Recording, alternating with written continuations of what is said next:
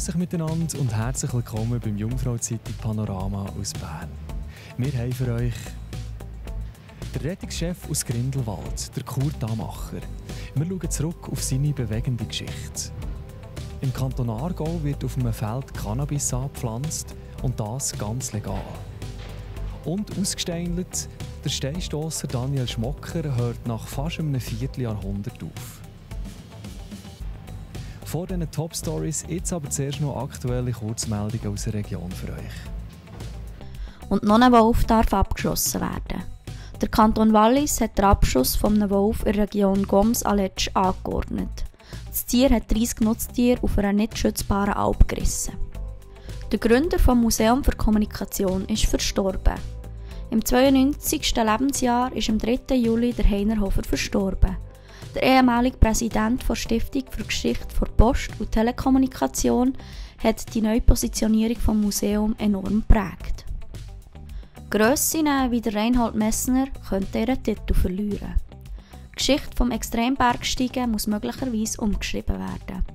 Einem Experten zufolge haben in Wahrheit nur 3 statt 44 Bergsteiger und Bergsteigerinnen alle 14 Berge über 8000 Meter bis zum eigentlichen Gipfel erklommen. Er ist ein Mann aus den Bergen, der Rettungschef Kurt Amacher aus Grindelwald. Seit den 70er Jahren ist er bei Rettungseinsätzen dabei.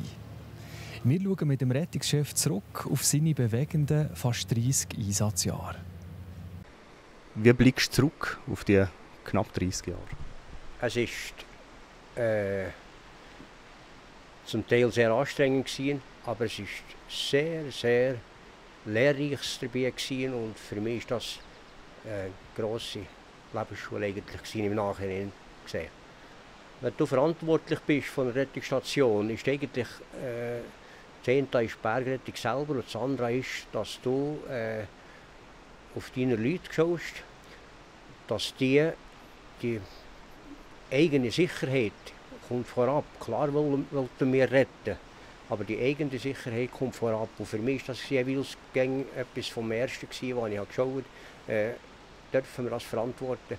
Oder müssen wir im Nachhinein sagen, das hätten wir müssen wissen, da hätten wir nicht dürfen gehen. Du wirst weiterhin mit Rat und Tat zur Seite stehen, oder? Das würde ich machen, aber ich tue ganz sicher nicht reinreden. Es darf einfach dann nicht heissen, ja, der kann nicht loslassen, der will gegen überall reden. Wenn sie mich fragen, tue ich ihnen gerne irgendeinen Typ gern. Das kommt auch vor, nicht alle Tage, aber ab und zu vor. Und das mache ich gerne. Aber es soll nicht irgendwie sein, dass ich sie kontrollieren oder reinreden. Du hast jetzt mehr Zeit auch wahrscheinlich. Was machst du so? Was sind so deine Hobbys jetzt? Oder für was nimmst du dir Zeit auch?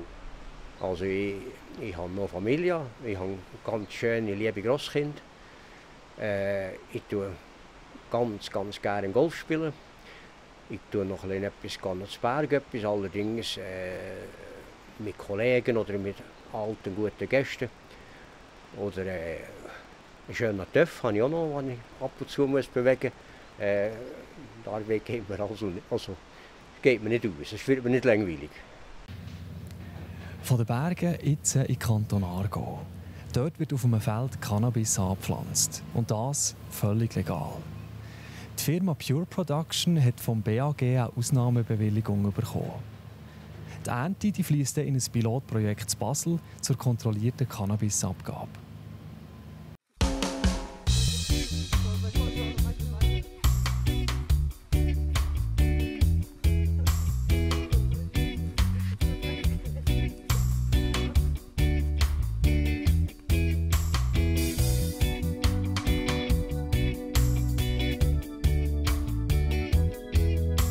Das sind etwa 1,5 Hektar. Hier werden 4.500 Pflanzen Haschisch produziert und 4.500 Pflanzen werden für Sortenversuche und für die teilweise Blütenproduktion angebaut.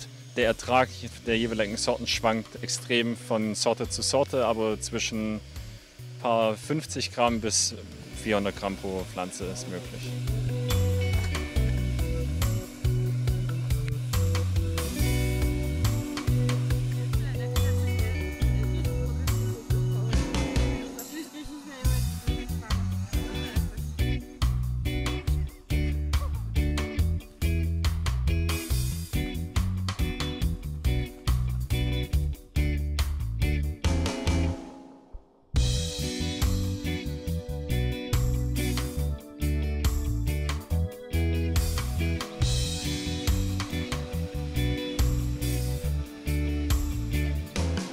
Hier haben wir, wie man das sieht, einen Doppelzaun um das Feld herum gespannt mit einem Stacheldraht. Wir haben eine 24-Stunden-Videoüberwachung mit einer Ruf-Alarmzentrale, die sofort die Polizei alarmiert, falls hier ein oder ein Einbruchalarm gemeldet wird. Ja, wie gesagt, wir haben Thermalkameras, Nachtsichtkameras, wir haben normale Standardkameras, Bewegungssensoren. Also wir wissen sofort, wenn jemand ins Feld kommt.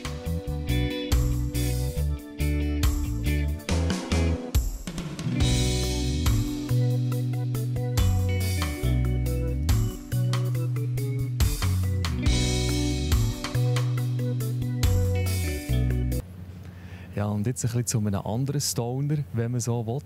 Der Steinstosser Daniel Schmocker, der hört auf. Nach 24 Jahren legt er den Stein auf die Seite. Das letzte Mal hat er zu Thun am Bernisch-Kantonalen Schwingfest an einem Wettbewerb mitgemacht.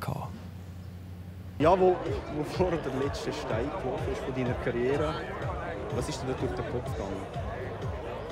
Es war sehr emotionell. Die Ambiance mit den Leuten war sehr emotionell für mich. Ich habe nicht gross studiert, das einfach aufgezogen für mich und ich keine Tränen ankämpfen.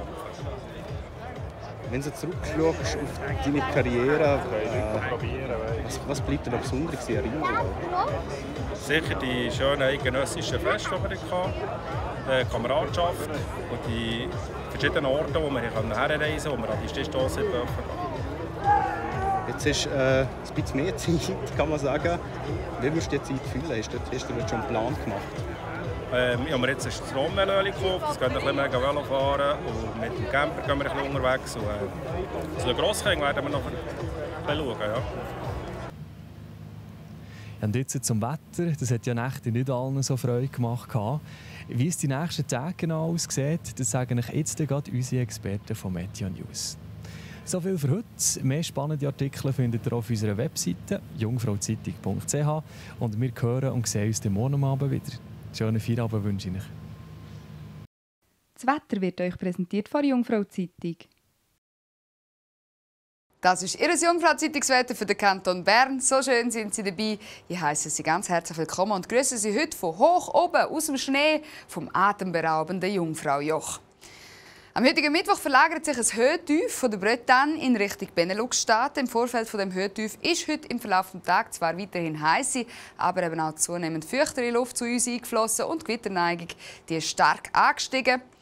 In Morgen starten wir nach Regengüssen und Gewitter mit einem Sonne-Wolken-Mix. Im Oberland sind die Wolken zuerst noch ein bisschen zahlreicher vertreten. Da und dort kann es auch noch einen guten Regen geben. Und wir messen ca. 18 Grad in Biel, Bern und auch in Burgdorf. Und in Meiringen dort wachen wir zu ca. 17 Grad auf. Im Verlauf des Tages werden die Wolken immer weniger. Im Flachland wird es recht sonnig und das Oberland das zeigt sich mit einem freundlichen Sonne-Wolkenmix. Temperaturen die erreichen ca. 30 Grad in Bern oder auch in Thun und in Saanen. Da klettert das Thermometer auf bis zu 27 Grad. Der Freitag der wird meist sonnig. Gegen den Abend steigt im Oberland die Gewitterneigung wieder leicht an. Und am Samstag geht es recht sonnig weiter. Im Oberland gibt es dazu ein paar Regengüsse und Gewitter. Am Sonntag ist dann die Sonne wieder die absolute Chefin am Himmel. Und auch Montag und Dienstag gehen so wie sonnig weiter mit steigender Gewitterneigung über den Bergen. Der Montag dürfte der heißeste Tag werden. Auf der Dienstag sollten dann die Temperaturen zumindest ein paar Grad zurückgehen. Wie es genau wird, das können wir schon bald besser sagen. Bis dahin hoffe ich, Sie können einen kühlen Kopf bewahren. Ich wünsche noch ganz einen schönen Abend und bis zum nächsten Mal wieder. Ade miteinander.